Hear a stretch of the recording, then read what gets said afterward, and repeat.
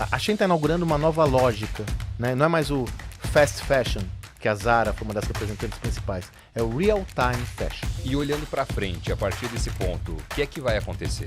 As brasileiras vão fechar todas? O termo estratégia, até os anos 80, não existia no mundo empresarial.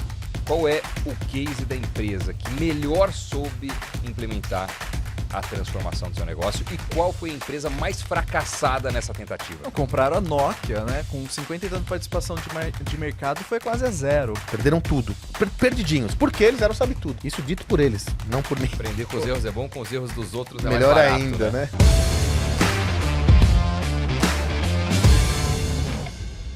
Olá, seja muito bem-vindo ao Talk Invest News, o podcast do Invest News sobre negócios. Eu sou o Doni Denútil e hoje a gente vai conversar com um especialista em transformação de negócios. Foco em gestão estratégica, liderança, em cultura organizacional, autor de 9 livros, entre eles o famoso Gestão da Manhã, Sandro Magaldi. Prazer ter você aqui com a gente. Prazer é tudo meu, Dani. Prazer estar aqui com vocês, compartilhando conhecimento. Vamos nessa. É isso aí, muito assunto bacana pra gente falar. E claro, evidentemente temos também aqui no Talk Invest News Leandro Guissoni, professor de business no Brasil, Estados Unidos, consultor de algumas das maiores empresas do país e do mundo. Bom demais, hein, Lê? Preparado? Preparado, Doni. Afiado aqui e obrigado por estar mais numa bancada dessa com o Sandro, grande prazer também, autor renomado e com vários pensamentos aqui provocativos que já anotei. E sempre bom ouvir também você apresentando, assim, eu me sinto... Eu falo, poxa, loucura. acho que não sou isso não, mas tá bom. Uma loucura. Vamos lá, escritor, pesquisador, palestrante, conselheiro empresarial. E o Gestão da Manhã tá com quantas cópias vendidas já? Cerca de 100 mil cópias 100 mil vendidas, cópias? Né? Sim. Olha, sim. isso aí... 15ª edição. No Brasil, 100 mil cópias. Eu sei porque eu já lancei 3 livros, tá? é um grande feito, cara. Parabéns mesmo. Obrigado. Bacana demais. Vamos lá. Primeira coisa, acho que no core do que você fala, eu queria entender de você, Sandro. Qual que é o primeiro passo fundamental para uma empresa que quer fazer uma transformação bem-sucedida? Uma excelente pergunta, né? Veja, primeira coisa que eu sempre, para mim, é um fato inequívoco, a despeito de ser óbvio, por vezes a gente perde a perspectiva. Uma empresa é uma abstração jurídica, né? E eu sempre digo, por trás de um CNPJ que nós temos são centenas, dezenas ou milhares de CPFs. Então, quando a gente fala para uma empresa se transformar, na realidade, o enunciado que está por trás dessa provocação é para as pessoas, como é que nós fazemos para que as pessoas se transformem e se adaptem a essa nova realidade, né? E, sobretudo, uma camada fundamental na organização, que é a camada de liderança. Porque, no final do dia, os líderes têm um papel fundamental na definição dos caminhos da organização. E essa é uma questão essencial, Dani, que ela tem se evidenciado de uma forma muito clara ao longo dos últimos anos. Sobretudo ao longo dos últimos 10 anos, se tanto. Porque na medida que o mundo mudou com uma velocidade avassaladora, as organizações começaram a ter muitas dificuldades em se adaptar a uma nova realidade dirigida pela tecnologia. A tecnologia é o grande motor da inovação. E aí você veja que, passo a passo, uma das metáforas mais importantes dessa realidade, que não é só uma metáfora, é uma realidade inequívoca, mas funciona como metáfora, é o advento e o avanço das startups, né? Companhias que nós não conhecíamos há 10 anos atrás, hoje são protagonistas importantes de diversos segmentos modais da economia fundamentais, né? Nubank com o segmento financeiro, iFood com o segmento de alimentação, Uber 99 com mobilidade. Essas empresas hoje estão introjetadas no nosso dia a dia. Dessa forma, o que começou a acontecer foi que as empresas incumbents, né, as empresas tradicionais e seus líderes começaram a olhar e falaram, peraí, primeiro desacreditaram o modelo. Isso daí é um negócio que é uma nuvem, né? Isso daí já vai passar, esses moleques não vão fazer a diferença.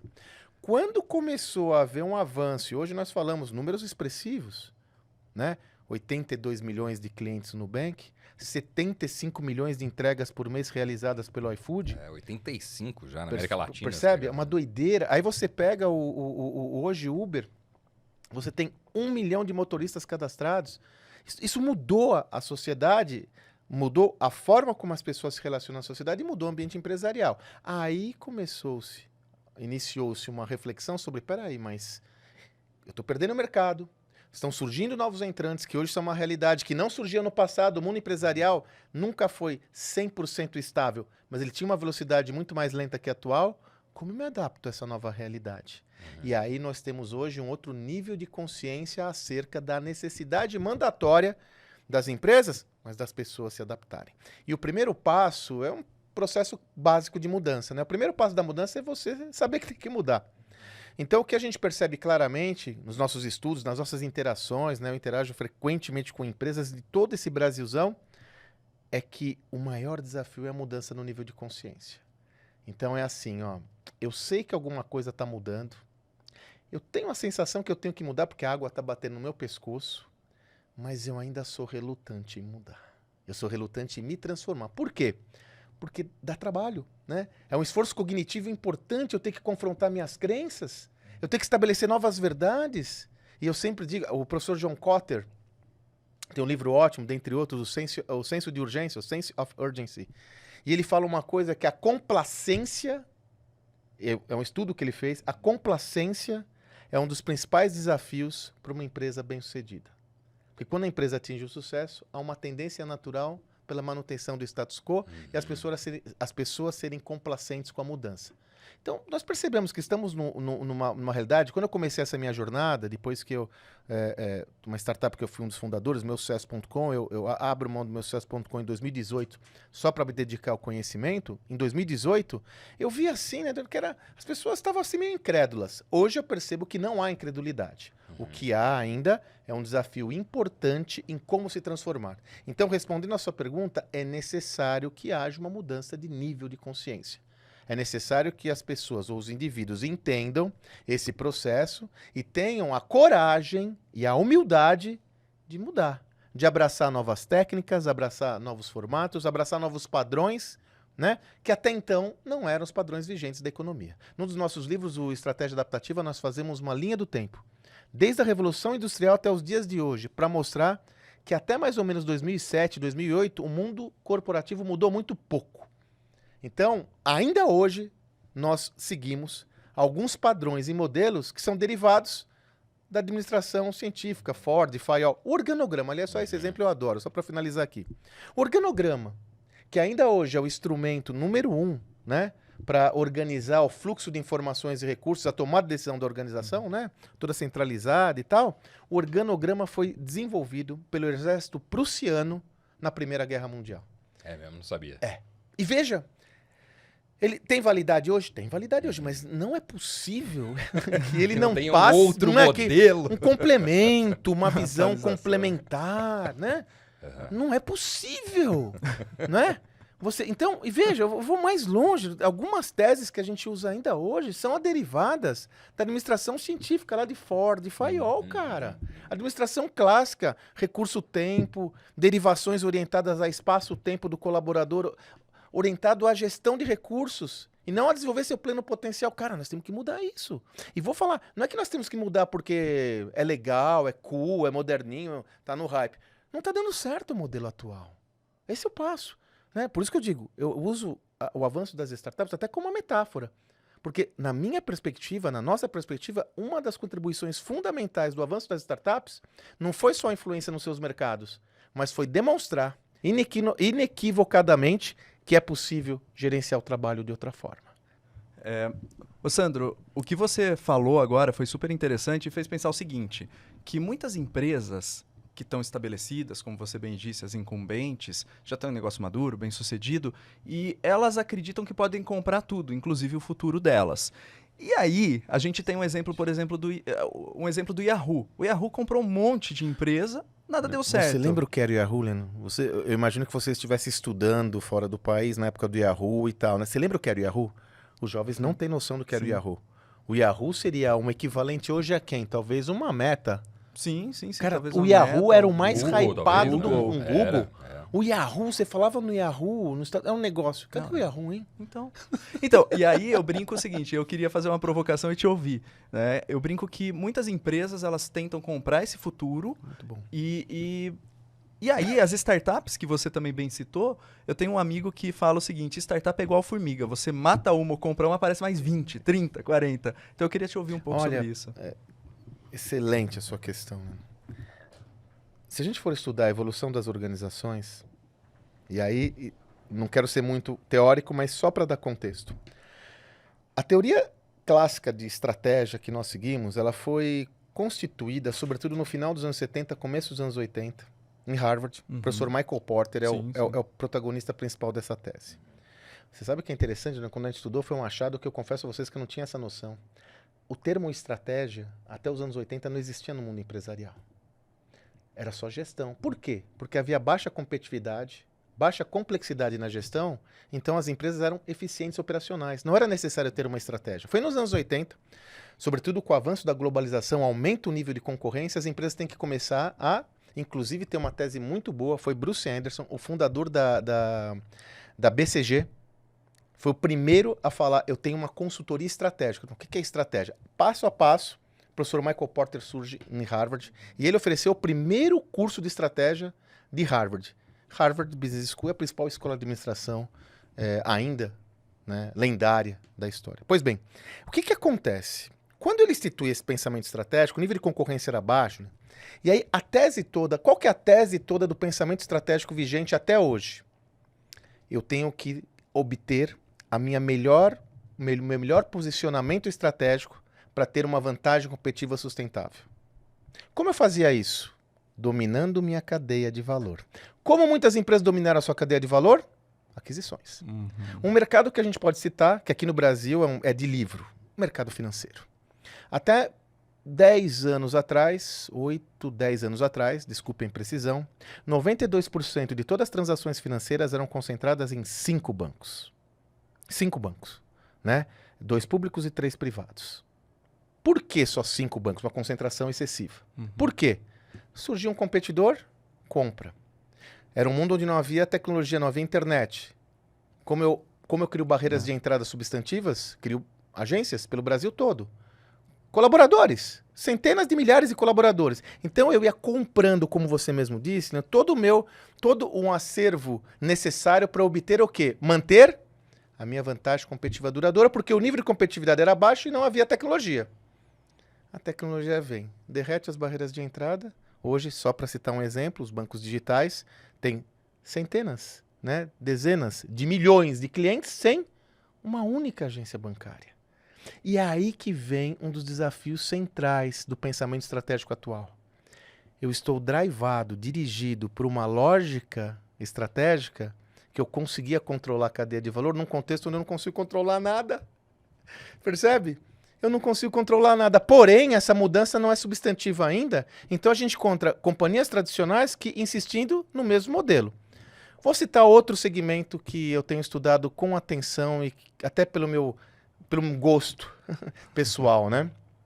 Vocês estão acompanhando o que está acontecendo no mundo esportivo. Um mundo que você conhece tão bem, da comunicação esportiva, né? Da comunicação.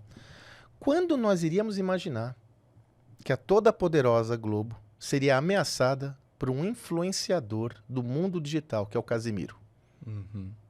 Quando? Você sabe que dos 10 vídeos, das 10 lives mais vistas da história mundial do YouTube, 6 são do Casé, na Copa do Mundo. Isso porque o Brasil não passou de fase, senão seriam 7, 8. Os números são substantivos. Você pega o jogo da Copa Feminina do Brasil, quando o Brasil foi desclassificado, 2 milhões de audiência em tempo real, meu caro. Nossa. E aí você vai olhar quem são os patrocinadores hoje da Casé TV? Todos os players que eram patrocinadores do pacote de esportes da Globo, que era o grande pacote publicitário existente. Olha a granularidade que nós temos hoje. Então eu não consigo controlar esse contexto. Só que as organizações continuam ainda inclinadas a um pensamento estratégico orientado ao controle. Aí você fala, tá, mas qual que é a solução? Aí que vem o ponto. Nesse mundo muito mais capilarizado, um efeito complementar é um aumento do nível de empoderamento do indivíduo em padrões jamais vistos. Nunca o cliente teve tanto poder. Esse exemplo que a gente acabou de citar agora ele é cabal. Eu dominava os meios de distribuição do esporte, a pessoa tinha que assistir o jogo no horário que eu desejasse, quando eu desejasse, como desejasse. Hoje eu quero assistir o jogo do Flamengo. Não, hoje você vai assistir o jogo do Internacional, porque é o do Internacional. A grade vertical de conteúdo lá. Não é? E todo mundo se adaptava, né? O grande Boni implementou e que foi um um feito benchmark, extraordinário. Um benchmark que extraordinário. durou, né, muito tempo na televisão. E passou de grade vertical para uma grade horizontal. Hoje você monta a sua própria programação, você escolhe quando ver, o que você quiser. Ô, Tony, você sabe que é interessante como a mudança ela acontece aos poucos, mas ela vem de longa data. Eu me recordo que na penúltima Copa do Mundo, eu estava na região aqui da Vila Olímpia, que meu escritório é na Vila Olímpia, e eu costumo me locomover por trem aqui, né, nessa região. E sabe o que me chamou a atenção, cara? Eu fui pegar um trem e tinha uma pessoa no trem assistindo o jogo XYZ no celular. Isso me chamou muita atenção, porque não se tratava de alguém com poder aquisitivo maior, não era um celular de última linha, devia ter alguma dificuldade em relação à banda, mas estava assistindo o jogo no trem. Isso faz 2 Copas. Quer dizer, nós estamos falando de um horizonte de 9 anos, nem tanto, 8 anos, se tanto, 9 anos, vai. Isso é uma verdadeira revolução. É que a gente normatiza porque está no nosso cenário, mas é uma verdadeira revolução, porque é o empoderamento do indivíduo. Então, você fala, tá, mas como as empresas devem se posicionar nesse novo mundo? Estando atentas em profundidade sobre o comportamento e as demandas de cada cliente. Às vezes, a gente olha, as empresas protagonistas dessa nova era são de base tecnológica, né? As 10 maiores empresas do mundo hoje, em valor de mercado, 7 são tecnologia. No você passado era petroleira, montadora e tudo Exatamente. mais, né? Mudou completamente. Mudou totalmente. Aí você fala assim, elas são bem-sucedidas porque são tecnologia? Não. Elas são bem-sucedidas porque atenderam a uma demanda do cliente de uma forma muito superior à anterior, usando a tecnologia. Varejo, Amazon, né? Entretenimento, Netflix ou essas outras companhias. Transporte que a gente acabou de falar, você se recorda como era? Pegar um carro, um táxi numa grande metrópole como São Paulo? Você ficar que nem um pateta no meio da Avenida Paulista, da Berrini, com o dedo levantado para passar um carro. E assim, a gente nem se dava conta da assimetria, né? Sim. Tinha que passar um táxi vazio, no mesmo momento que eu estivesse precisando, no mesmo ponto da rua que eu estivesse precisando, e ele precisava olhar que eu estava com o dedo levantado. O que os aplicativos móveis com destaque a Uber, que foi o pioneiro, fizeram? Vamos diminuir essa assimetria, vamos tirar a fricção. Eu localizo o motorista que está disponível, alguém que está disponível, usa a tecnologia para diminuir. Então, a tecnologia é meio. O grande ponto, Linda, é que essas organizações foram capazes de entregar uma experiência muito superior ao cliente. E, como tal, abocanharam um naco de mercado, e continuam abocanhando, assustador. E muitas delas surgiram de uma má experiência do cliente do que founder. se tornou o fundador. Nós né? temos Isso vários vale pra exemplos tudo, como né? esse. Thales Gomes também é a mesma coisa, o braço levantado lá pedindo Não, você vê, táxi na chuva, não chega nenhum. O Davi Uber, Vélez Davi comenta que é a mesma Vélez, coisa quando ele foi abrir conta. No Nubank, Né? exato. No Nubank, ele foi abrir conta, uma burocracia infernal. Você pega a própria história do Uber também o é Kalanick isso. saiu de um evento do Web Summit, procurou um carro e viu que tem um monte de motorista parado e não tinha carro. Ele falou, por que não pega os carros pretos? Cara, o pessoal tem um seriado do Airbnb... muito bom, aliás, hein, sobre Muito Uber. bom. Como chama? Pumped? Esqueci o nome agora. Super Pumped. Acho que é. Super Pumped. Vale a pena, hein? É muito bom. Muito bom, sobre o fundador O Airbnb. do Uber. Mas vocês percebem, quer dizer... É até curioso a gente falar isso, né? Porque chega a ser simplista. Mas as organizações, as incumbentes, as tradicionais, elas não foram desenvolvidas sob a égide do empoderamento do cliente. Tanto que, no pensamento do professor Michael Porter, qual que é a terminologia que ele usa? Eu tenho que aumentar meu poder de barganha em relação aos meus clientes. Não é atender as demandas dele. Olha só. Então, mas aí eu vou trazer uma provocação. Deve. Que é o seguinte, talvez o Jeff... todas essas pessoas, o Jeff Bezos, da Amazon, ou a gente pode falar do Alibaba, o Jack Ma. Todos eles parece que faltaram da aula do Porter, né? Porque... E agora, Leandro? E agora? Ó, E agora? Por isso que é bom escrever coisas, tá? No Gestão da Manhã que nós escrevemos em 2018 e depois no Estratégia Adaptativa em 2020, nós brasileirinhos aqui tupiniquins temos a ousadia de fazer uma crítica construtiva ao pensamento do Porter. Ele está datado e incompleto. Ponto. Concordo. Veja bem, até faço uma provocação. Se o Jeff Bezos fosse seguir a lógica porteriana estratégica, a Amazon seria a maior livraria do planeta. E não a loja do tudo. Porque um conceito básico do pensamento estratégico de Porter é o trade-off. Ou eu sou uma coisa ou eu sou outra. Então, você vai vender CD, DVD, como ele começou lá? Não. Você vai vender livro. Você vai comprar o Whole Foods? Não. Aí você fala, mas esse cara não tem foco? Ele tem. O foco dele é atender as demandas do cliente e a partir dessa leitura eu mapeio soluções que eu sou capaz de entregar num espectro de atuação similar ao que eu já atuo, que é no caso delivery e conveniência. Então não há dúvidas. A gente tem, e assim, com todo respeito, eu atuei durante quase 10 anos na HSM.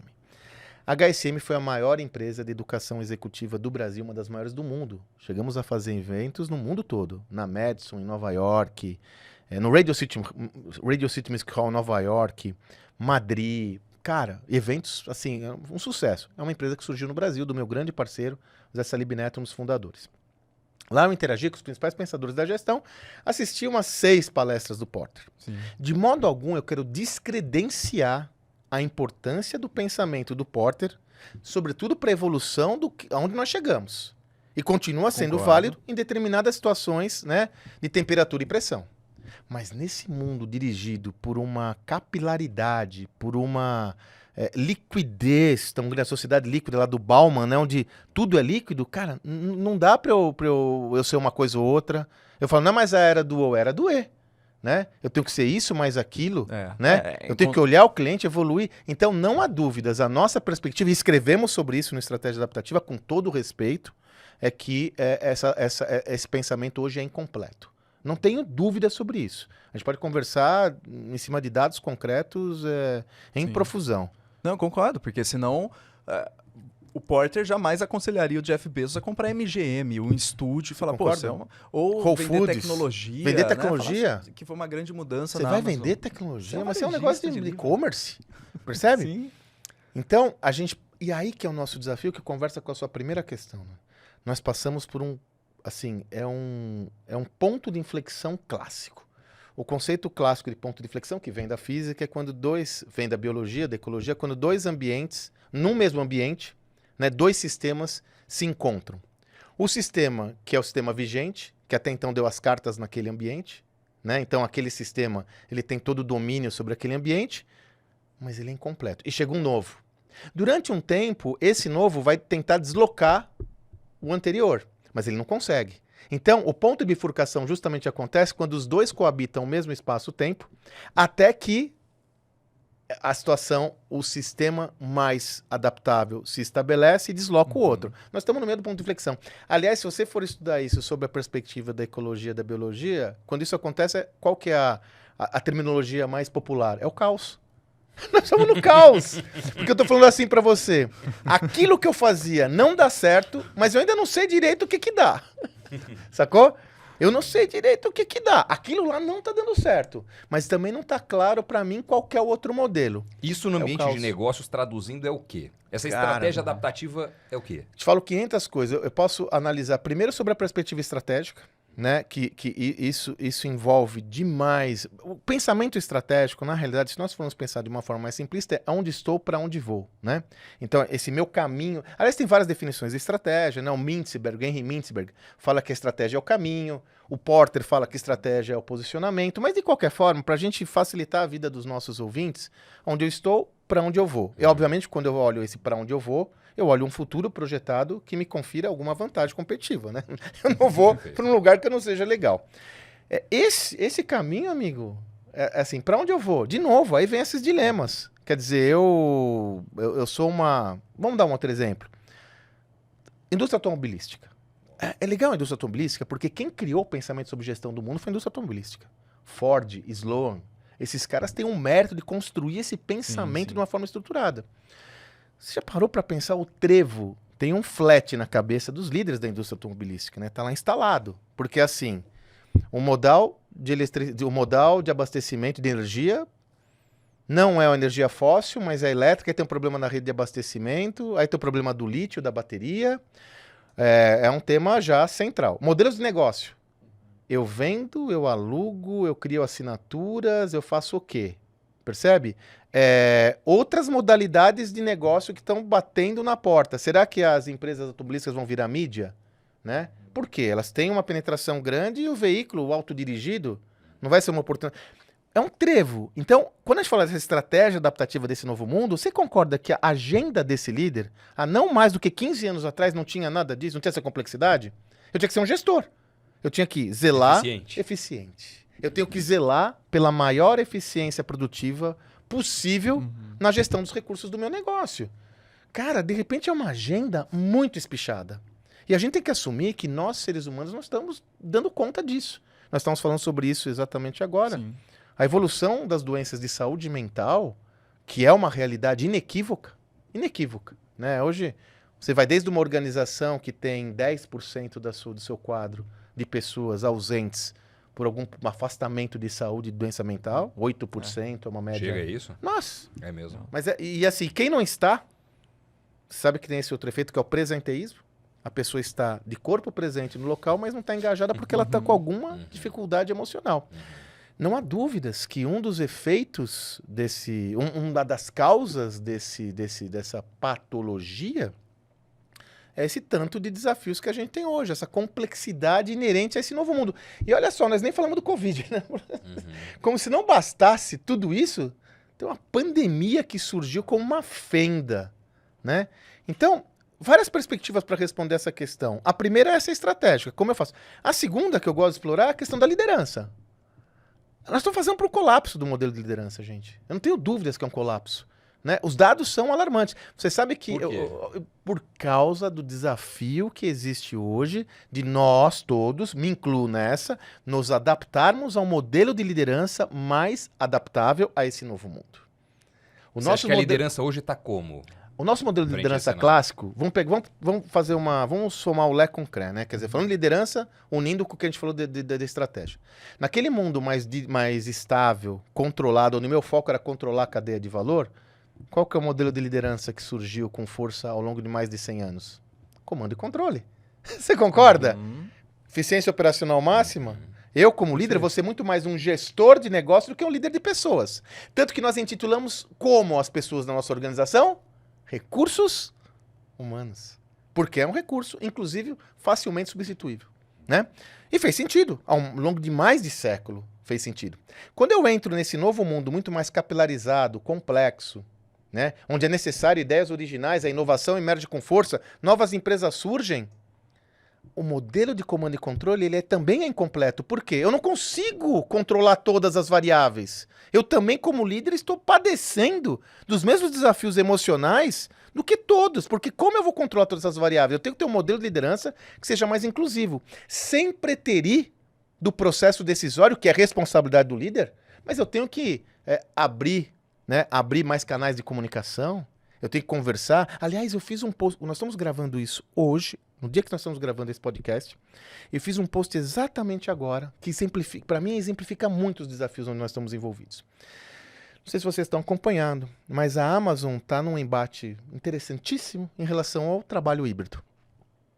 A questão de 3 semanas atrás, de quando nós estamos gravando o nosso podcast, a Bloomberg capturou uma comunicação interna da Amazon, onde ela mandou um comunicado aos indivíduos, colaboradores que não estavam presentes 3 vezes por semana, no mínimo, no escritório, que a política dela é, no mínimo, 3 vezes por semana presencial, onde ela falava que você, por não estar cumprindo esses requisitos, você não está cumprindo com as expectativas que a empresa tem sobre você. Para bom entendedor, meia palavra basta.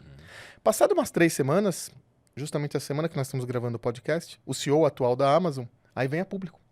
Ele fez um Q&A, uma sessão de perguntas e respostas interna, mas fez questão de vir a público, nada é gratuito, né?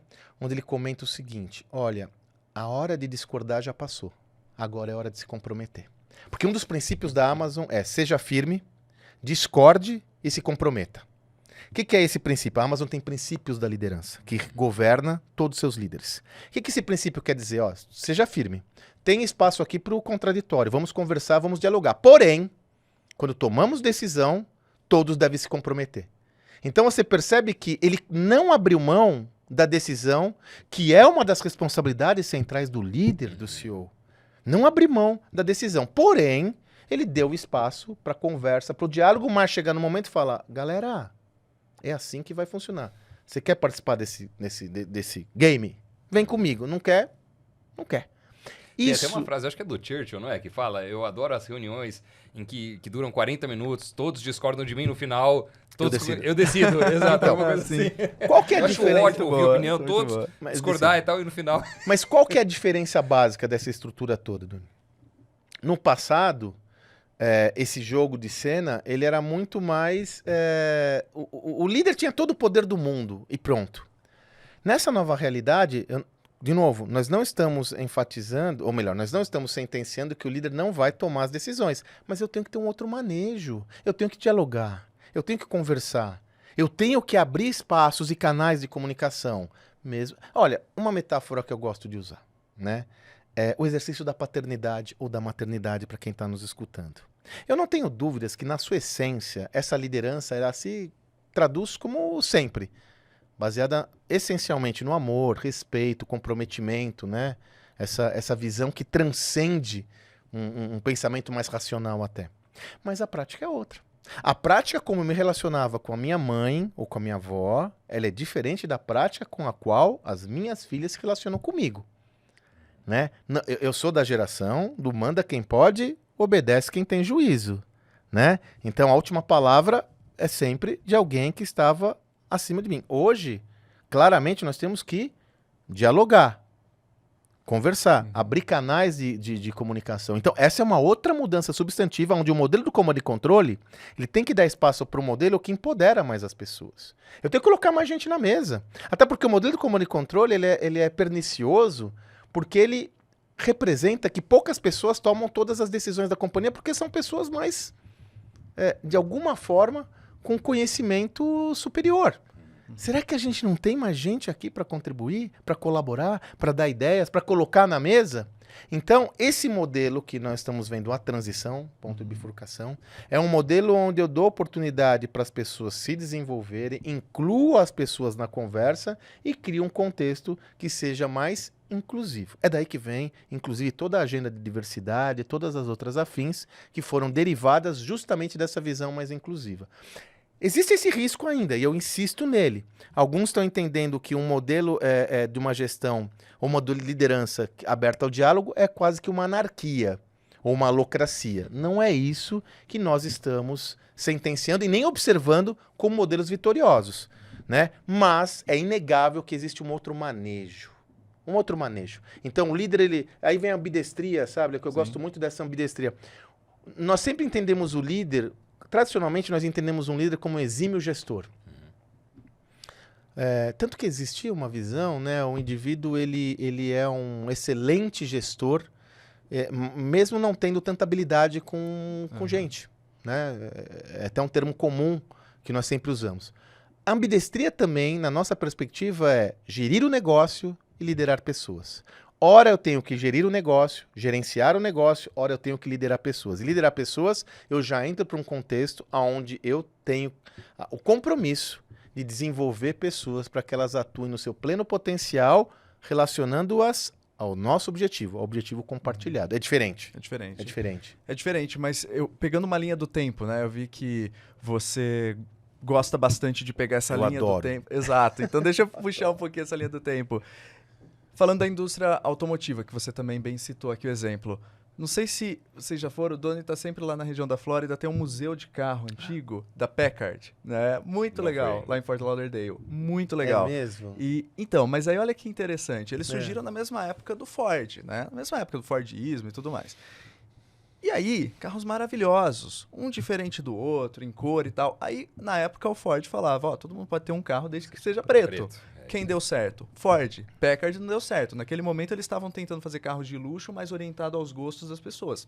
Esquece. Não vai dar certo. Na evolução desse processo, né, a gente trazendo para o presente, você falou muito bem de ambidestria do líder, né? Então, quando a gente olha a ambidestria organizacional, que é justamente a ideia da empresa ter a capacidade de ter a eficiência operacional com a busca pela inovação. Perfeito. Aí você vem, de repente, com as montadoras tradicionais aqui, super estabilizadas no modelo de produção, de concessionária, tudo mais, e aí vem uma Tesla e vale mais do que todas as montadoras combinadas. E não somente isso, ela começa a oferecer uma capacidade de abastecimento, né, dos postos elétricos para que as outras montadoras dependam dela. Então, como que você explica essa linha? Mas essa é a nossa lógica. Acho que a sua pergunta, né, fez uma reflexão perfeita, assim, muito, muito tangível disso tudo. A Tesla, ela nem se intitula como uma empresa da indústria automotiva. né? É uma empresa de tecnologia que fabrica carros, né? Por quê? Ela enxerga, sobretudo, a Tesla é um exemplo cabal. Enquanto as indústrias clássicas do setor automobilístico estão concentradas, ou estavam, tem mudado muito isso, em dominar sua cadeia de valor, essa é uma cadeia de valor totalmente estruturada, né? É uma cadeia de valor verticalizada, onde eu pego o insumo da matéria-prima e transformo em carro e não olho para os lados. O que a Tesla fez? Elon Musk liderando essa transformação. Ele não é o fundador, mas inegavelmente ele que trouxe essa nova lógica. Eu vou olhar meu ecossistema. E quando eu olho a Tesla não como uma fabricante de automóveis, mas como uma empresa que quer atender, busca atender os objetivos não atendidos desse consumidor, é que eu entro em outros modais inimagináveis. Você citou um deles que para mim é o exemplo. A rede de abastecimento. Né? Porque ele fala assim, é como se no Brasil a GM ou a Volkswagen fosse donas dos postos Ipiranga, postos BR. Não faz nenhum sentido. Mas por que faz sentido para ele? Porque ele entendeu que ali existia uma oportunidade, que ele tinha condições de protagonizar esse contexto. E essa informação, ela é tão... Eu escrevi até sobre isso recentemente. Ela é tão simbólica que nesse ano ainda, 2023, a Casa Branca, e note que existe até uma sutileza, né? Elon Musk é um republicano de carteirinha. E a Casa Branca hoje ela é liderada por democratas. E aí o bom e velho pragmatismo dominou essa pauta. A Casa Branca emitiu um comunicado agradecendo a Tesla por liberar os seus 7.000 postos de abastecimento de carros elétricos para todos os automóveis de todas as marcas. Que bonzinho que ele é, né? Agora, perceba, ele está criando um outro modelo de negócios e absolutamente virtuoso num modal fundamental da mobilidade que vai ser o abastecimento. Aqui no Brasil nós ainda temos desafios importantes na transformação do modal para o carro elétrico, porque nós não temos uma cadeia formatada. Ele enxergou isso lá atrás. Mas mais do que isso, você que é um estudioso, você foi na mosca. Imagina os dados que esse cara está capturando, cara. Meu Deus. Dos competidores. Do carro que vai lá, como é, o dono tem um, o dono tem outro, o dono tem outro, papapá. Cara, ele vai dominar essa parada toda. Agora, isso é tão violento, tão violento. Olha onde a gente vai chegar. Olha que engenhosidade do modelo de negócio. Essa é a transformação. A GM, a questão de 3 meses atrás, que nós estamos gravando esse podcast, ela anunciou, a Ford já tinha anunciado, que ela está fazendo uma parceria com a Tesla, porque hoje é necessário um adaptador para carregar o bocal de energia elétrica, né? Está fazendo uma parceria para a Tesla e a partir de 2024, os veículos elétricos produzidos tanto pela Ford como pela GM já vão ser produzidos com o sistema operacional de quem? Da Tesla. Que loucura. Dá para ter uma noção disso? Isso é uma verdadeira revolução. E olha como por isso que o valuation, o valor de mercado dele é superior a dessas companhias, porque o investidor está olhando para frente, está olhando isso. Está olhando para frente e fala, quem vão ser os vencedores daqui a 10 anos desse game? Sim. Eu ainda acredito nas companhias tradicionais. Tenho vivenciado muitas mudanças importantes nessas companhias tradicionais, porque elas são muito competentes, gente muito boa. Vão dar trabalho. Sim. Mas é um ponto inequívoco que esse cara está dominando tudo. Aliás, não posso deixar de falar sobre isso, que é fundamental. Quando eu comecei a estudar essa história, eu falei, cara, como assim? A GM, a Ford, cara... Mas qual que é o ponto? O inimigo não está no território americano. O inimigo vem da onde? BYD, lá da China. Hoje, se você considerar carros eletrificados e carros elétricos, o maior fabricante de automóveis do mundo já é a BYD. Então, o que eles olharam? Ou nós vamos nos unir aqui e nos fortalecer, ou a gente vai acabar brigando, competindo entre nós, desperdiçando recursos e vai vir um monstro, um gigante de fora que vai dominar tudo isso com a mão. Não que isso não possa acontecer ainda, mas percebe como esse novo mundo é muito diferente. O nível de competitividade, ele é...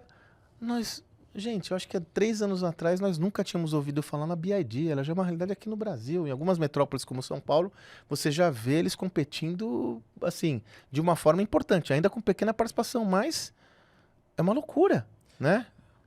Essa é a ponta. Então, aqui, nós estamos falando sobre a estratégia ainda, né? Cadeia de valor versus ecossistema.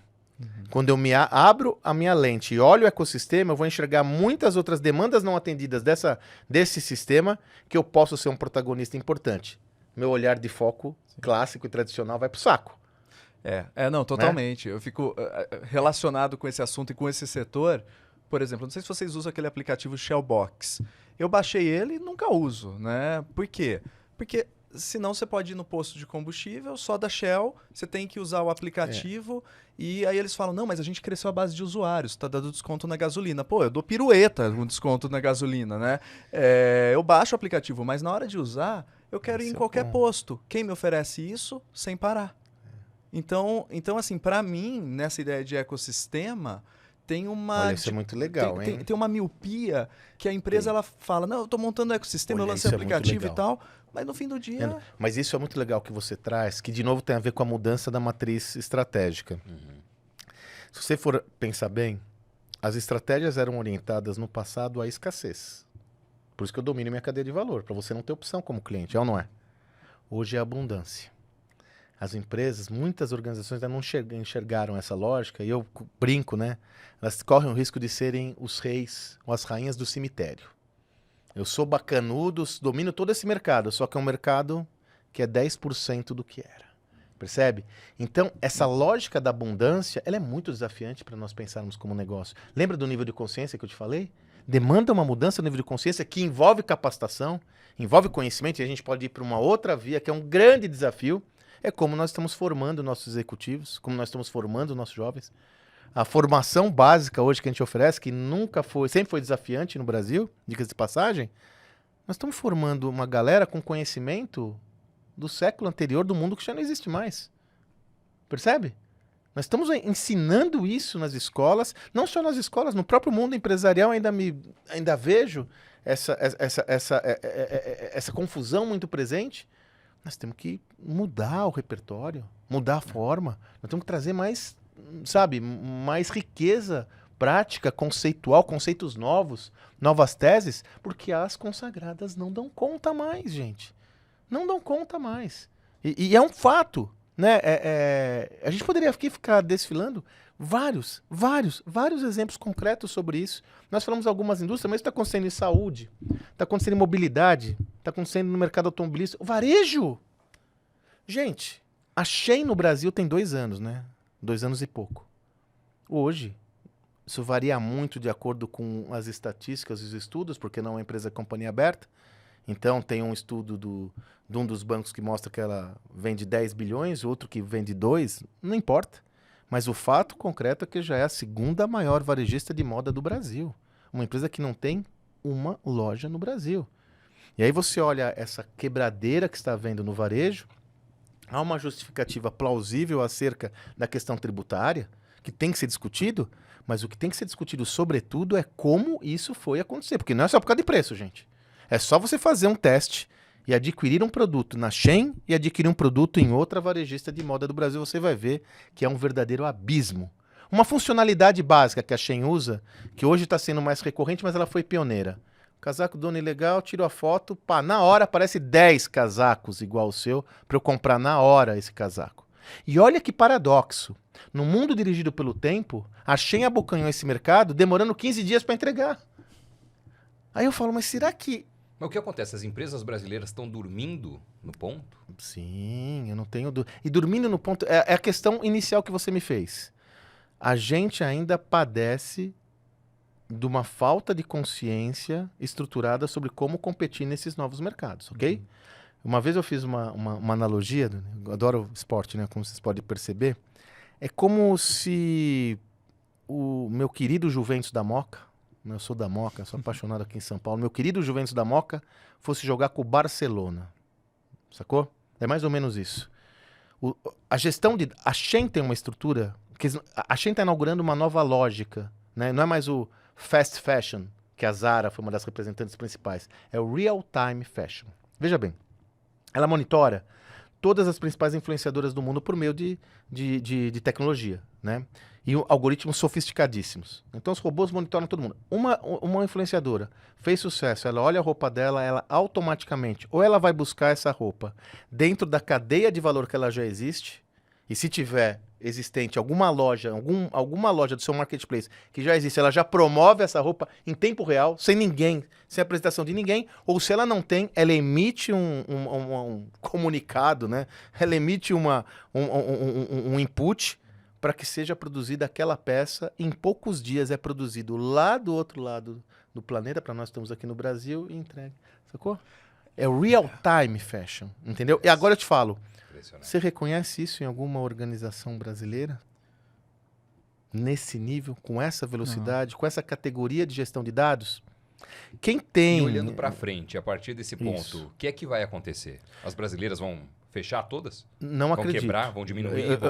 Eu posso ser ingênuo. Ser adquiridas? Exatamente. Eu posso ser ingênuo, mas eu acredito muito no potencial e capacidade instalado, desde que esse conhecimento passe por uma verdadeira revolução. A despeito de todos os desafios existentes hoje, né, relacionados a seu valor de mercado, queda brusca das ações, etc., existe uma varejista que não é de moda no Brasil, mas que uma organização que a gente sempre olha com muita cautela e muito atentamente, que é a Magalu. Né? Se você olhar todos os movimentos da Magalu, ela ainda não conseguiu auferir ganho. Ela não conseguiu, né? Ela teve essas instabilidades derivadas de N fatores. Inegavelmente, é o fator econômico. Se você pegar o último balanço da Magalu, de quando nós estamos gravando esse podcast, o lucro operacional já existe. Onde pega é despesa financeira. Né? Por quê?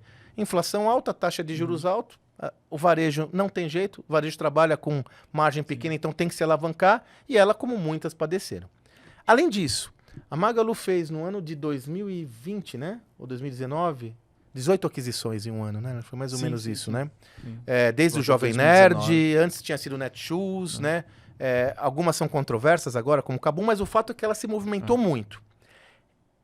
E aí houve uma confluência de fatores negativos, né? Que ela estava preparada para algo maior e houve um contexto econômico que empurrou para baixo esse negócio. E aí aquela coisa, quando muda o humor, muda tudo, né?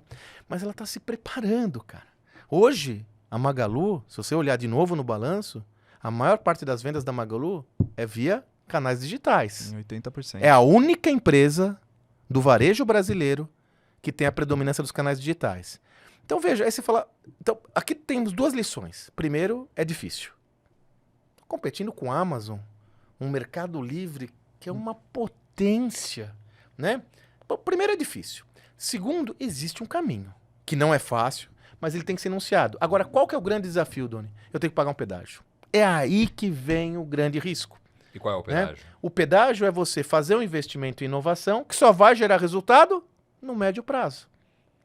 Fazer um investimento numa transformação digital que não vai gerar resultado agora. É aí que a porca torce o rabo, sobretudo num contexto como o do Brasil, né, com um desafio enorme e acesso a capitais. Isso O acesso é escasso desafio, e caro. Você tem que se preparar para o futuro, mas gerar resultado a curto prazo. Punk. E o mercado penaliza. Sim, sim, O mercado não quer totalmente. saber dessa minha discurso, do meu discurso teórico bonito aqui. Show me the fuck money. Entendeu, cara? Então, mas, veja, eu tenho testemunhado, né? Hoje, por ano, eu tenho feito mais de 120 inserções entre palestras, workshops, aulas, enfim. Então, felizmente, eu interajo com o Brasil todo. Eu tenho testemunhado modelos muito promissores. Então, o primeiro momento era aquele momento onde você via e falava, cara, ferrou. Esses caras vão acabar com tudo aqui, cara. Hoje eu já olho e falo, opa, esses caras estão fazendo um negócio legal, estão se prevalecendo de fortalezas importantes. Porque, veja, não vamos falar que as companhias tradicionais não têm fortalezas importantes. Você pega um banco tradicional, cara, tem um nível de conhecimento, uma carteira de clientes, uma penetração brutal. Você pega uma companhia automotiva tradicional, como eu faço essa migração, sacou? E essa migração é inexorável à transformação. Por isso que a transformação é um pretérito. Não é um papinho, uma conversinha para vender livro. Ou você se transforma ou morra. Né? É um clichêzão, né? Mas é isso. Não tem muita alternativa. Tem uma frase legal do Jack Welch que ele fala: se a transformação, se a mudança fora de você for maior do que a mudança dentro de você, o fim tá próximo, Então. né? Acho que é muito em linha com o que a gente tá falando. Mas eu achei interessante sua analogia ao futebol, viu, Sandro? Porque houve momentos que eu pensei, caramba, a gente está jogando no Paulistão, na terceira divisão do Paulistão, Exatamente, e né? competindo com o Real Madrid ou com o Barcelona. Não dá É pra outro competir. esporte. Exato. Só que numa época lá atrás, né, se a gente pensar no setor de moda, falou da Shein, a Hering no começo dos anos 90 fez um movimento excepcional, porque ela estava assim, ameaçada com os chineses, né? Sim. E ela conseguiu ir para o varejo, ela conseguiu se transformar. Mas, por exemplo, olhando agora a Hering, que foi adquirida e tal, mas ela não conseguiu. A maior armadilha do emplacar a sucesso é o parte sucesso, né? Exato. Não, você está coberto de razão.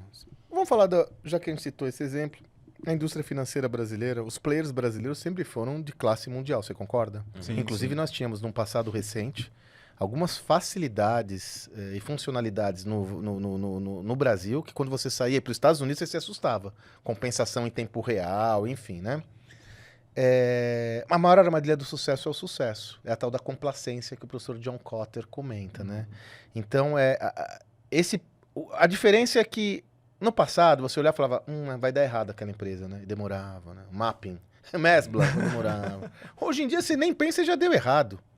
Você nem pensa e já deu errado. Nós estamos vendo aí no turismo, por exemplo, que está acontecendo recentemente com uma derrocada de empresas que estavam fazendo história no Brasil, né? Então, eu acredito muito nesse modelo de transformação pessoal. Por isso que eu falo dos líderes, tá? Os líderes têm uma importância fundamental nesse processo. E nós temos uma matéria-prima muito qualificada no Brasil, se você quer saber. Né? Nós somos muito preparados para lidar com flexibilidade, com adaptabilidade. É uma questão de engatar, né? Uma das empresas, é curioso isso, né? Que aí você vai falando, a gente vai lembrando, né? No nosso livro Novo Código da Cultura, porque nós escrevemos o livro Novo Código da Cultura justamente por entender que o processo de transformação de uma empresa, alguns estavam confundindo a digitalização de uma empresa com a transformação digital de uma empresa. Que eu nem chamo mais transformação E digital. outros com marketing digital. Aí ia piorando, né? Só deixando mais raso, né? Veja, a transformação de uma empresa, a digitalização de uma organização é adotar as ferramentas digitais necessárias para obter produtividade e eficiência. A transformação de uma organização, por isso que eu digo, eu tiro até o digital. O que é digital hoje? Tudo ao mesmo tempo agora. Ela envolve uma mudança substantiva no mindset, na mentalidade da organização, que vai se consubstanciar em novos processos, novos rituais, novos comportamentos organizacionais. E a cultura é que dá conta disso. Um dos nossos objetos principais de estudo, quando nós escrevemos o novo Código da Cultura, final do ano 2018, foi a Ambev. Né? E por quê? Naquela época, a Ambev, aí o Jorge Paulo Lemann, inclusive, vocês se recordam, que primeiro ele falou num evento que ele sentia um dinossauro apavorado. Depois ele falou, sou um dinossauro apavorado, mas estou em movimento. Havia uma percepção clara de todos, inclusive da própria Ambev, que ela não estava sendo capaz de acompanhar a velocidade das mudanças. Aliás, essa história é muito interessante que nós fomos estudar. E você sabe quando ela se atentou que ela não estava conseguindo evoluir de acordo com o ambiente? Não foi por causa da digitalização. Foi quando ela perdeu o mercado da craft beer, cerveja artesanal. Porque quando chegou a cerveja artesanal, é nicho. Isso daí é um negócio, não vai dar certo. De repente, a cerveja artesanal ocupou um espaço de centenas de milhões de dólares e a Ambev não era uma protagonista disso. E aí caiu a ficha, a seguinte reflexão. Poxa, se eu perdi essa, quais eu estou perdendo aqui que eu não estou enxergando por causa da minha inflexibilidade? A cultura. Olha que interessante. Uma cultura forte pode se transformar numa cultura inflexível. Então, aquilo que era uma fortaleza da companhia pode se traduzir numa fraqueza, se não bem trabalhado. A própria Ambev, que atentou-se a isso, e como eu disse, tem gente muito boa nesse negócio, jovens muito talentosos, inclusive. Se você pegar a Ambev hoje, ela é outra. Né? O Gereissati, presidente da Ambev, há um ano atrás, ele falou, nós não somos mais uma empresa de bebidas. Olha o ecossistema, nós somos uma plataforma de marcas. E daí vem o quê? Zé Delivery, né? O Zé Delivery hoje já faz mais ou menos 4 milhões de entregas por mês. E o Zé Delivery permite com que a Ambev esteja próxima ao cliente de uma forma como ela nunca esteve. O Zé Delivery chegou a vender em algum momento o Heineken. Pode ser um negócio à parte. Pode ser um negócio apartado que tem um tamanho representativo nessa estrutura do negócio. A BIS. A BIS é o marketplace da Ambev e é brilhante a ideia da BIS. Pro varejista. Sim. Pro varejista, né? Porque qual que é a lógica da Bis? Ele fala assim, a Ambev pensa, eu sou uma plataforma, não sou mais uma manufatura de bebida. Eu olho e falo, qual é um dos meus ativos importantes? Capilaridade. A Ambev chega a mais de 1 milhão, 1 milhão e 600 de abastecimentos no Brasil. Ela está em qualquer biboca, qualquer canto. Capilaridade, eu tenho vendedores, eu tenho canal de vendas. Agora, quando eu chego lá naquele barzinho, ele não compra só cerveja. Ele compra salgadinhos, ele compra chocolate, ele compra... Puxa, então por que eu não construo um marketplace, um ambiente onde outras empresas... Eu posso vender produtos de outras empresas e fico com uma comissão. Hoje o Bis, a plataforma Bis, já tem mais ou menos 45 fabricantes e vende Bis da Mondelez, chocolate da Mondelez, salgadinho da PepsiCo, vodka da Diageo, que era uma grande competidora. No último relatório, no último reporte financeiro da Ambev, ele aponta que a Bis já está apontando uma receita anualizada de quase 2 bilhões de reais. Ou seja, dentro da plataforma já são trafegados mais ou menos 2 bilhões de reais. É um outro business, gente. Sim.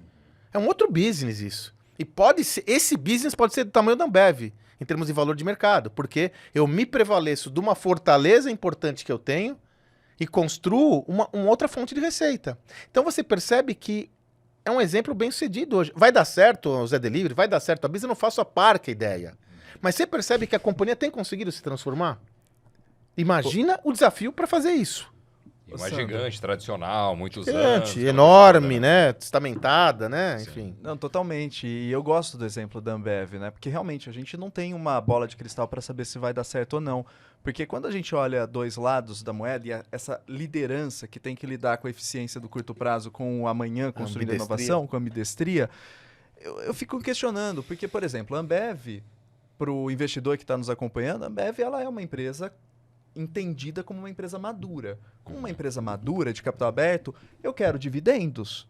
Eu não quero crescimento. Não me vem com crescimento, eu quero dividendo. Aí o dividend yield dela, que é o dividendo dela em relação ao preço da ação, é por volta de 4%. Faz jus a uma empresa madura. Agora, vem a gestão nova, uma gestão que fala, não, somos tecnologia, crescimento e tudo mais. Aí eu fico imaginando o canal do Galvão Bueno, lá do YouTube, a Zé Delivery patrocina. Eu assisti a final do Paulista, né? A Zé Delivery patrocinando. Quantos milhões são gastos investidos em tecnologia, em pessoas e tal, para você construir um futuro incerto e sair do seu negócio core? Só para finalizar minha provocação para te ouvir. Boa, cara. Ó, eu concordo com você. Ela perdeu o timing da Craft Beer e aí foi atrás. Só que aí o Zé Delivery perdeu o timing de ser a Rappi, porque a Rappi vale 6 bilhões de dólares. Então, e agora ele está tentando... Então, é muito louco sua questão, porque o que a gente tem percebido, né, e eu me recordo de uma conversa boa sobre isso com um player importante desse contexto, a gente vai ter... As empresas também vão ter que selecionar os seus investidores e acionistas. Eu escrevi isso no Estratégia Adaptativa. Isso é fato, concreto. Não me recordo do ano agora.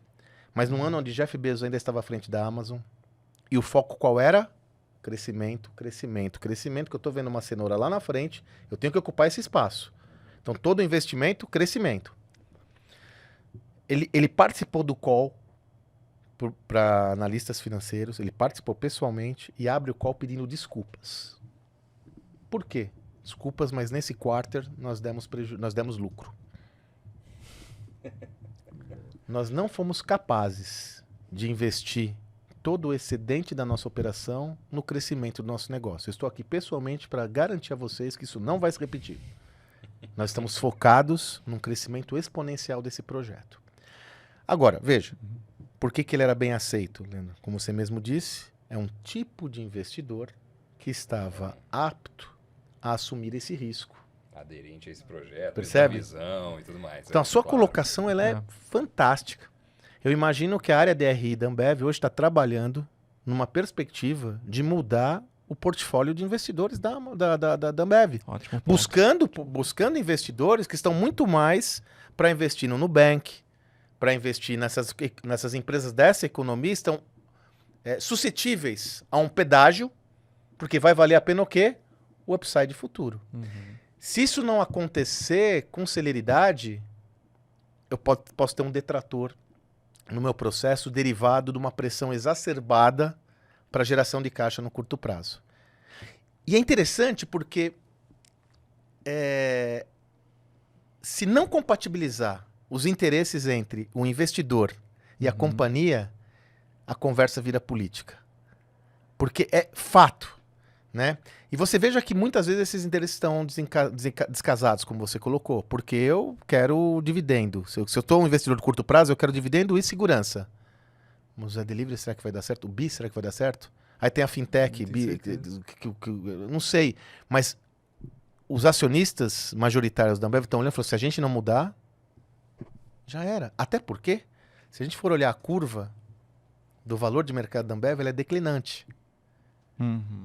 Por quê? Porque aquele modelo já não tem mais tanto fôlego quanto no passado. Não tem mais quem comprar, os ativos são cada vez mais caros, eu não tenho mais pontos de alavancagem, porque a taxa de juros está alta. Então, não tem muita alternativa. Agora, você trouxe uma baita reflexão. Eu vou ter que escolher também o meu investidor. Né? Eu vou ter que fazer aí um refresh na minha base de investidores. Senão, não vai rolar. Essa discussão é ótima, porque eu tenho participado de algumas discussões boas sobre conselho. E o conselho ele é o representante dos acionistas. O conselho também, se não estiver alinhado a uma visão de transformação, ele vai ser detrator do processo.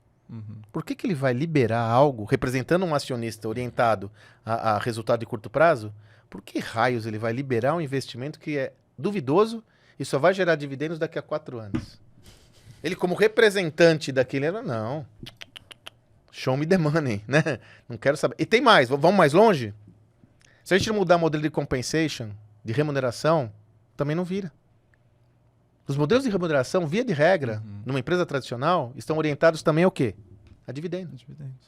Né? O PPR, plano de participação no resultado, o PPL, plano de participação no lucro, ele tem como origem larga os dividendos. Aí fala, eu tô aqui CEO desse negócio, tenho um pacotão ali na frente e tenho que assinar um checão de 100 milhões que vai onerar meu EBITDA do meu negócio e vai impactar o meu pacote e eu não sei se isso vai dar certo, então vai dar certo daqui a 5 anos. Daqui a 5 anos, será que eu vou estar aqui? Tem que mudar tudo. Essa é a inflexão, Doni, que você perguntou. Como é isso? Percebe que a mudança sistêmica é como um quebra-cabeças onde você muda uma peça, muda tudo, sabe? Você tem que fazer uma holografia, cara. Você vai ter que mexer.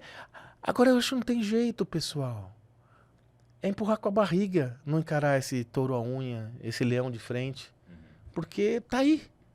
Ô Sandro, quando a gente pensa em benchmark para você, o case que é o benchmark, a gente falou aqui o nome de várias empresas, mas eu acho que é muito legal, a gente aprende muito quando concretiza como tem sido feito aqui ao longo dessa conversa. Para você, qual é o case da empresa que melhor soube implementar a transformação do seu negócio e qual foi a empresa mais fracassada nessa tentativa? A gente acredita muito nessa coisa de cases. Tanto que a gente tem um dos nossos livros, chama Estudos de Caso, Gestão do Amanhã. Nós estudamos o caso de 6 empresas, em profundidade, usando uma metodologia nossa, proprietária. Estudamos Nubank, iFood, Best Buy. Nubank, iFood, Mercado Livre e Magalu no Brasil. Best Buy e Domino's Pizza nos Estados Unidos, né? Porque a gente acredita muito na sua tese que você trouxe. Aprender por meio de casos. Nós temos, inclusive, um podcast, o Gestão do Amanhã Podcast, onde um dos episódios foi sobre Nubank. Porque a gente acredita. O outro que a gente fez foi sobre Apple, mais recentemente. A gente acredita muito sobre isso. Legal. Então, primeira coisa, assim, eu não quero me esquivar, eu vou dar uma resposta definitiva para você, mas eu evito as respostas muito, assim, a bala de prata. Aquela empresa e tal, porque esse mundo é muito mole, né? Eu creio que a gente pode aprender com muitas empresas. Muitas empresas. Agora, em se tratando de transformação organizacional, para não fugir da raia, é inegável que o modelo de transformação da Microsoft é uma referência. Satya Nadella foi o primeiro CEO da Microsoft. Ele não era o outsider, porque o Satya Nadella trabalhou, já era um funcionário da Microsoft há 17 anos, mas ele não era do núcleo de fundadores como era Steve Ballmer, que foi o segundo CEO da Microsoft. É muito curioso, quando ele assume a presidência da Microsoft, a Microsoft está com valuation passo a passo, mas o valuation dela estava diminuindo, mas a empresa estava gerando caixa. Mas como essa empresa está em crise? Dito pelos próprios líderes, a saber, Bill Gates, Eles entendiam que se não houvesse nenhuma mudança na Microsoft, ela ia quebrar. É só você pesquisar. Inclusive, isso está no livro do Satya Nadella. O Satya Nadella tem um livro, aqui no Brasil foi traduzido como Aperte o F5. Hit Refresh, em inglês. No meu livro, nosso livro Código da Cultura, ainda dá um capítulo só sobre esse caso. Ia ser uma referência, mas foi tão forte para nós que virou um capítulo sobre esse caso. Ele comenta, né? Referências práticas. A nossa percepção é que a Microsoft ia quebrar, né? Por quê? De novo, vem muito do que a gente falou. A cultura da Microsoft se transformou numa cultura muito inflexível, insular, dividida em guetos, em clusters, né? Os famosos silos. E ele comentava uma cultura de sabe-tudo. Sabia tudo, não interagia com ninguém. Né? E aí, desse sabe-tudo, perderam a onda do celular, perderam a onda da internet. Perderam a onda da internet. Né? Porque não entenderam a lógica que o Google entendeu tão bem, não entenderam a lógica que até o Facebook... Compraram a Nokia, né? Com 50 e tanto participação de mercado e foi quase a zero. Compraram a Nokia por 8 bilhões de dólares. Né? Compraram a Nokia por 8 bilhões de dólares e depois de 2 anos atribuíram como perda contábil. Perderam tudo. Perdidinhos. Porque eles eram sabe-tudo. Isso dito por eles, não por mim. E aí o Satya Nadella, um indiano, ele vem com uma outra visão. Olha que legal, né? É tão legal estudar esses casos. Ele fala assim, ó, o C de CEO tem que ser o C de cultura. Eu sou o principal guardião da cultura desse negócio. Nós vamos transformar a Microsoft, transformando a cultura da Microsoft. E começa, corajosamente, a tomar algumas atitudes para abrir essa organização para uma cultura mais adaptada a essa nova realidade. Inclusive, ele usa aquela obra da professora Carol Dweck, Mindset, né? Onde ela fala que o mundo é dividido entre as pessoas com mindset de crescimento, growth mindset, e um mindset fixo, o fixed mindset. E ele fala, nós temos que mudar, nós temos que ter o growth. O mindset fixo é aquele do aqui e agora, do extrair valor e não criar valor, né? Da resistência ao novo, do manutenção do status quo. O growth mindset é justamente o oposto, a abertura, o crescimento exponencial, a inovação. Nós temos que fazer esse shift. Inclusive, ele usou a obra como uma das referências, como uma das metáforas para essa mudança. E uma das figuras que eu gosto mais que ele usou foi o seguinte, ele fala isso, né? Nós devemos deixar de ser uma empresa que sabe tudo para uma empresa que aprende tudo. A partir dessa cultura, ele começa a instituir uma nova visão de negócios, fortalecendo a computação em nuvem. E hoje você vê que a computação em nuvem, a Microsoft é o segundo maior player do mundo, só perde da AWS, e é justamente uma das responsáveis por essa evolução da empresa. Então, esse é um caso que vale a pena ser estudado, com todas as ressalvas do mundo. Pode sofrer uma crise daqui a pouco, pode ser que não dê certo daqui a pouco, mas eu sempre digo, sabe, vamos olhar a foto e o filme.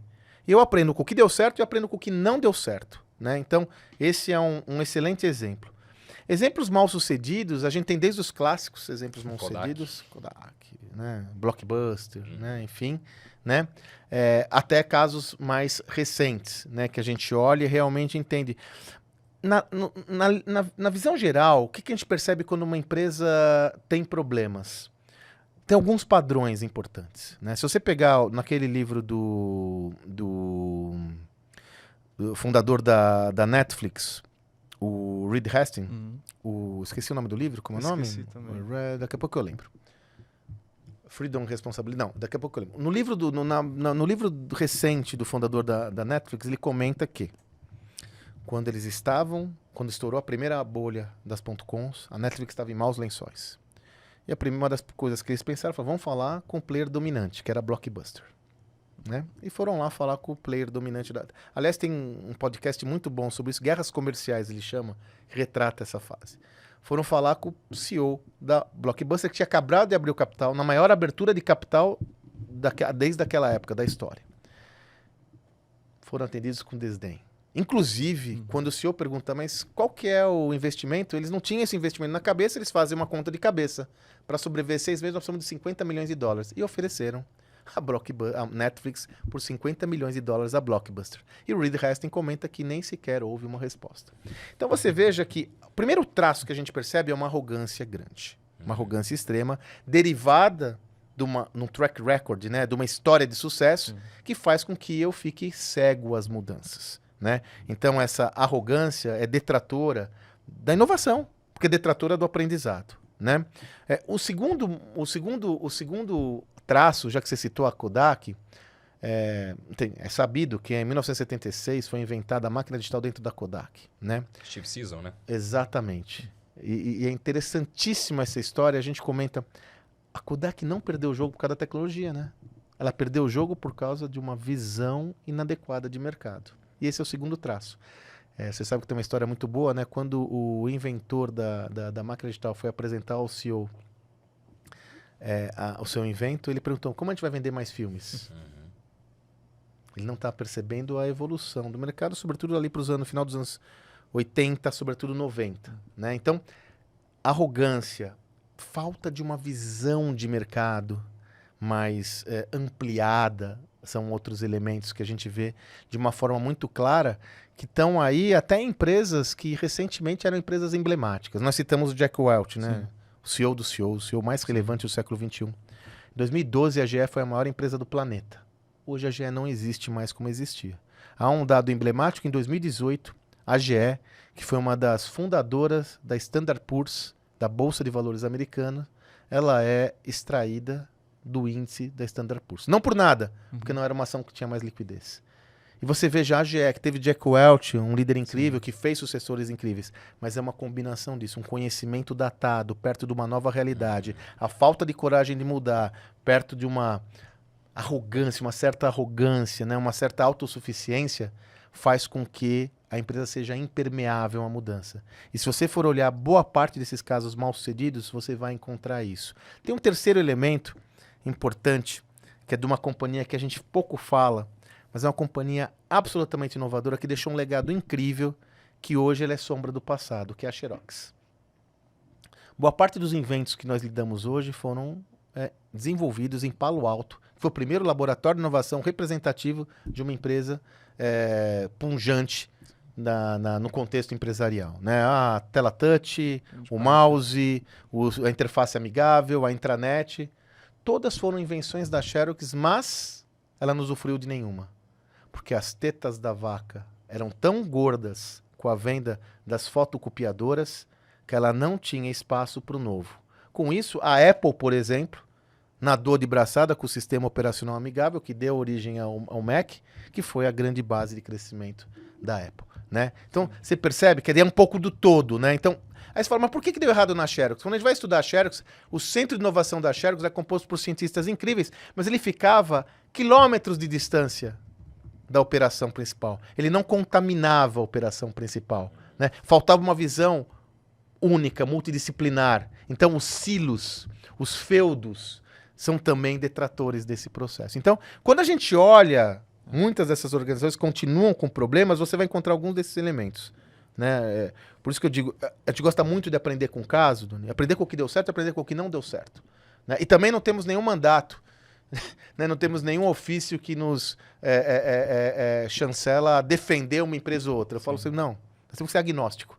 Uma vez eu estava na minha timeline, eu falo muito sobre o caso Netflix, no livro de estratégia, eu gosto muito do caso Netflix, tem várias derivações muito legais, né? Como ele construiu, por exemplo, sua rede de distribuição com as produtoras, E uma das pessoas, muito educadamente, falou, não sei se vocês lembram, uns 2 anos atrás, a ação da Netflix começou a cair quando a Disney entrou no mercado e começaram a falar, Netflix vai quebrar.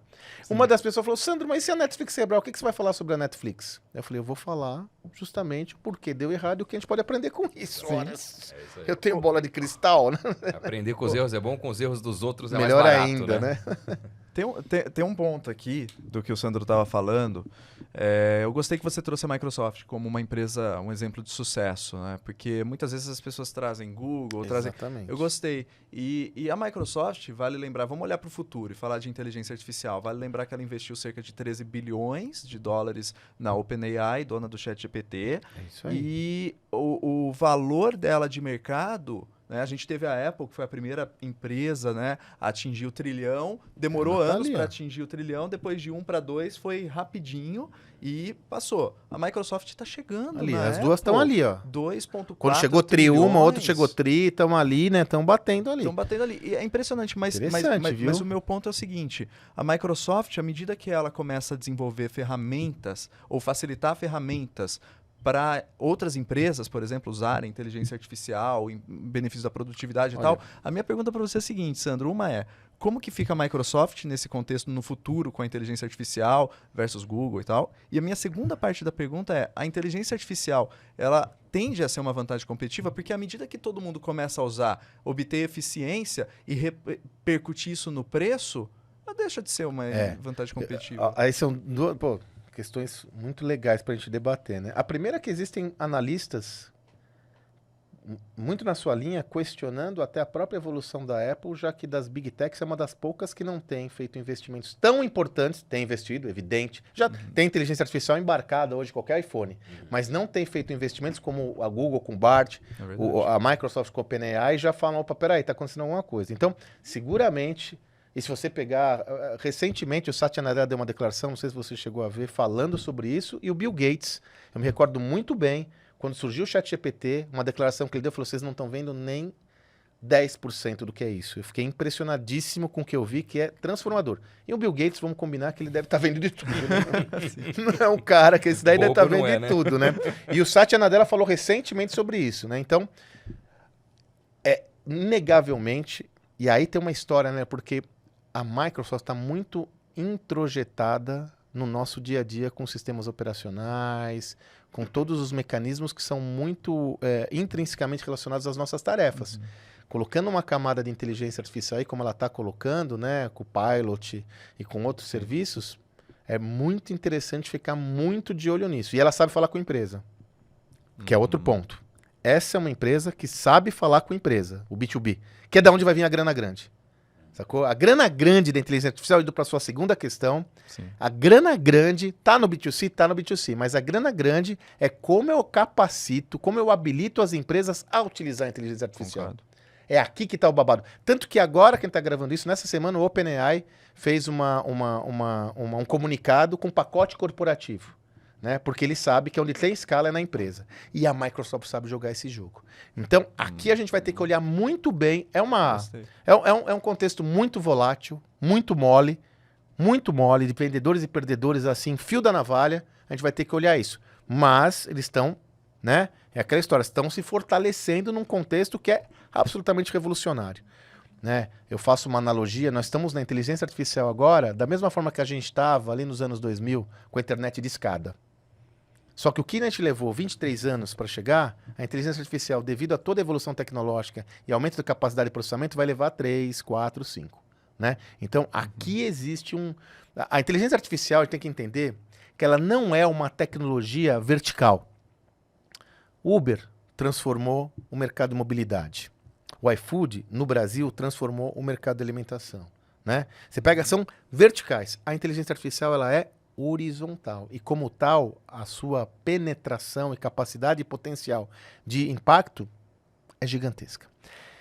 E você trouxe uma reflexão muito legal, né? Até quando é essa onda, né? O que a gente percebe é só ver a história, né? Quando a tecnologia ela se torna muito utilizada, ela se comoditiza. Por exemplo, a gente falou tanto de banco digital, né? Hoje em dia, fazer um banco digital deve ser quase uma commodity. Se nós três aqui juntar e falar, vamos fazer um banco digital, deve ter alguém que a gente fala, o cara já tem aplicativo pronto, é só colocar a nossa bandeirinha, então Bank vai ter o Talking, né? Bank as a Service. Aliás, né, o Banco Modal tem um produto que é o Bank as a Service, né? Então, a tecnologia em si comoditizou. Agora, quando o Nubank, depois C6, quando o Saturno Banco Inter, quando abriu a picada, a tecnologia era o grande diferencial. A única diferença com a inteligência artificial é que a gente não sabe ainda a capacidade... Ao que tudo indica, a gente está muito aqui no começo da onda. Sim. Então, a tendência é que essa onda seja muito ampla, a amplitude seja muito grande, e aí é que vem a grande reflexão. É um mundo de perdedores e ganhadores. Se a amplitude é muito grande, sempre vai ser vitorioso quem estiver mais na frente da evolução tecnológica. Por isso que eu digo, se alguns dos nossos ouvintes está nos ouvindo aí e ainda não adotou alguma ferramenta de inteligência artificial, é para ontem. Põe o pé na água. Porque quanto mais você demorar, mais você vai ficar para trás. Num tanto... Aí vai ter que mergulhar de uma vez, né? Não vai, é o que a gente falou do Juventus da Moca com o Real Madrid. Vai chegar uma hora que eu falo, e agora, velho? Né?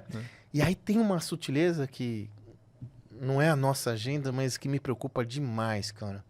É nós como país e como nação. Esse é um jogo de pesos pesados, assim, a gente adora essas empresas, mas ninguém é bonzinho. Né? Você pode ver que a gente está falando de monopólios, os monopólios estão se formando hoje e vão ser muito mais poderosos do que no passado.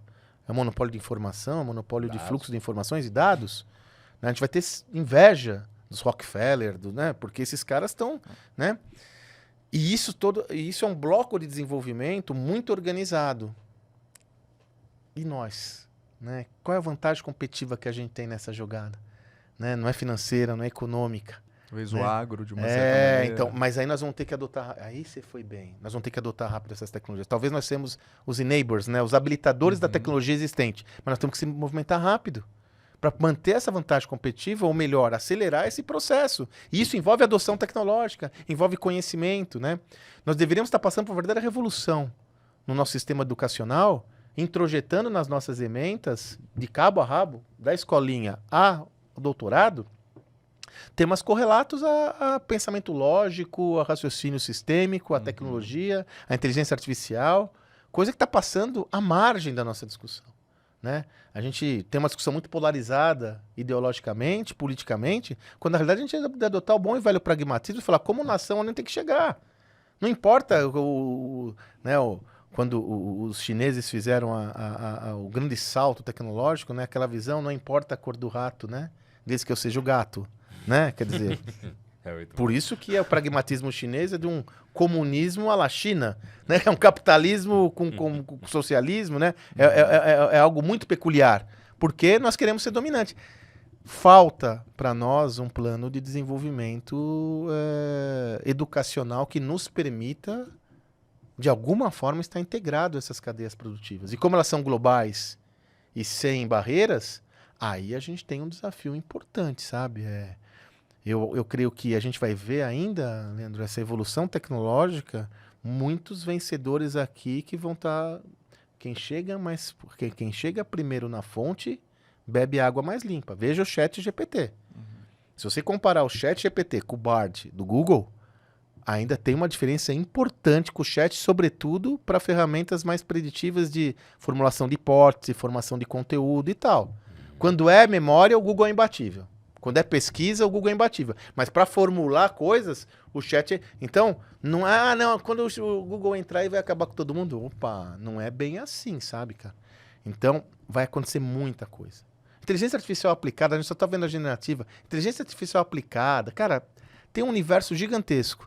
Mas eu tive a oportunidade recentemente de visitar uma fábrica de uma montadora aqui no Brasil. Fiquei maravilhado. 900 robôs na linha de produção. E uma reflexão que eu tive foi essa. Esse funcionário nessa fábrica em nada se assemelha ao mesmo funcionário há 15 anos atrás. Imagine o tanto de conhecimento, a diferença do gap de conhecimento entre aquele metalúrgico e esse funcionário hoje que está operando robôs. Isso é uma realidade inequívoca. Porque se essa companhia também não fizer isso, ela não vai ficar competitiva. Dessa forma, como a gente vai conseguir superar essas nossas adversidades internas, digo, muito muito repletas de ideologia hoje, para uma visão mais promissora de uma perspectiva de futuro do Brasil, né? Toda essa parte de inteligência artificial aí dá um debate para mais 1h20 Você quase não gosta, de podcast. Né, eu acho sensacional. Eu sou um entusiasta desse negócio, mas também. O tempo urge e minha obrigação aqui é ser o mala e encerrar a conversa, mas para continuar em um segundo capítulo. Meu cara, muito obrigado, viu, por ter vindo aqui. Cara, eu que Sandro agradeço. Magaldi. Isso daqui é uma conversa como se nós estivéssemos tomando um vinho.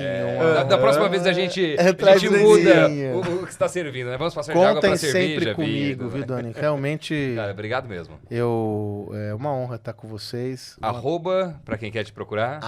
@Sandro Magaldi, lá no meu Instagram. Inclusive, eu compartilho, sobretudo no Instagram, conteúdo sobre gestão. Eu fiz essa opção. Nós também temos nosso podcast, o Gestão do Amanhã, está lá no canal do YouTube, no Spotify, onde a gente somos irmãos, né, desse conteúdo relevante para aumentar a barra do nível de conhecimento do Brasil. Essa é a ideia. Obrigado, Sandro. Muito Sandro Magaldi, valeu mais uma vez. A gente se encontra no próximo Talk Invest News. Tchau, pessoal.